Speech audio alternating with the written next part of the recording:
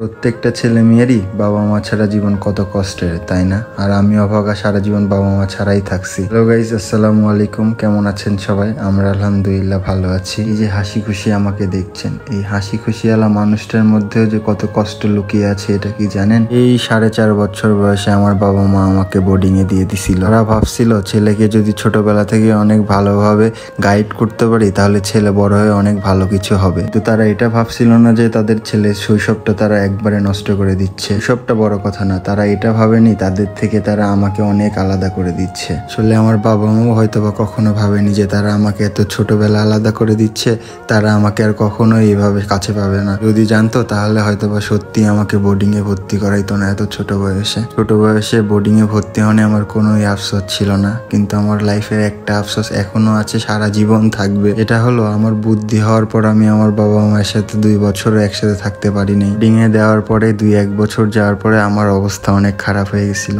আমার নানা নানি আমাকে অনেক বেশি ভালোবাসতো, এই জন্য আব্বু আম্মুর চোখ ফাঁকি দিয়ে আমাকে বোর্ডিং থেকে পালাই তাদের কাছে নিয়ে চলে আসছিল। তারপর থেকে এখন পর্যন্ত আমি আমার নানার বাড়িতেই থাকি। আমার ছোট থেকে বড় হওয়া সবকিছুই আমার নানার বাড়িতেই। আমি আমার ছোটবেলা থেকে এই এখন পর্যন্ত আমি আমার আব্বু আম্মুকে হয়তো বা 2 বছর একসাথে পাইছিলাম। প্রত্যেকটা সন্তানই চায় তার বাবা মার সাথে খুব ভালোভাবে সময় কাটাতে, তার বাবা মার সাথে ভালোভাবে থাকতে, কিন্তু আমি অভাগা, আমার কপালে হয়তো বা এটা ছিলই না। আমার কপালে হয়তো বা আমার বাবা মায়ের সুখ শান্তি ছিলই না। এই জন্যই হয়তো বা আমি আমার বাবা মাকে সেইভাবে কখনোই পাই নাই। এই আমার এত বড় জীবনে আমি আমার বাবা মার সাথে বুদ্ধি হওয়ার পর মাত্র 2টা বছর কাটাইছি। এই আফসোসটা আমার সারা জীবন থেকে যাবে। আফসোস থাকার কথা কেন বলছি জানেন?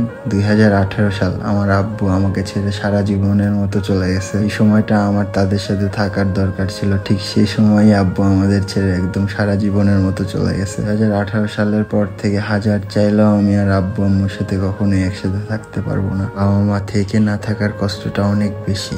যদি বাবা মা না থাকতো তাহলে মনকে সান্ত্বনা দিতে পারতাম যে আসলে আমার বাবা মাই নাই। ছোটবেলা থেকে একটা জিনিস অনেক বেশি উপলব্ধি করছি, কি জানেন? বাবা মা ছাড়া থাকা অনেক বেশি কষ্টের। কষ্টটা একমাত্র তারাই বুঝে যাদের বাবা মা নেই। আব্বু আমাদের ছেড়ে চলে যাওয়ার পরে আমি আম্মু একসাথেই থাকতাম, আমাদের দিন বেশ ভালোই যাচ্ছিল। তো আমি অভাগার কপালে কি আর সেই সুখ আছে? বাবা মায়ের সুখ আমার কপালে আসলেই কোনোদিনই ছিল না। তবে আমার আম্মু আমার জন্য জীবনে যা করছে, আমার আব্বু থাকলে হয়তো বা সেগুলো করতে পারতো না। আমার ছোট বড় যত ইচ্ছা সব কিছু আমার আম্মু আমার পূরণ করছে। আমার অভাগার কপাল খারাপ সেটা কেন বললাম জানেন? আমি আম্মু বেশ ভালোই দিন কাটছিল আমাদের। হঠাৎ করে আম্মুর ইটালির কাগজ হয়ে যায় আর আম্মু হুট করে একদিন চলেও যায় আমাকে ছেড়ে। আর আম্মু জীবনে যা করছে প্রত্যেকটা পদক্ষেপই আমার কথা ভেবেই করছে। এদিক থেকে আমি অনেক বেশি লাকি, বাট আমার কপালে বাবা মা আর একসাথে সুখ কখনোই ছিল না। তাই বলছি ভাই, যাদের বাবা মা আছে তারা তাদের বাবা মাকে সবসময় আদর যত্নে রাখবেন, সম্মান করবেন, তাহলেই জীবন অনেক সুন্দর।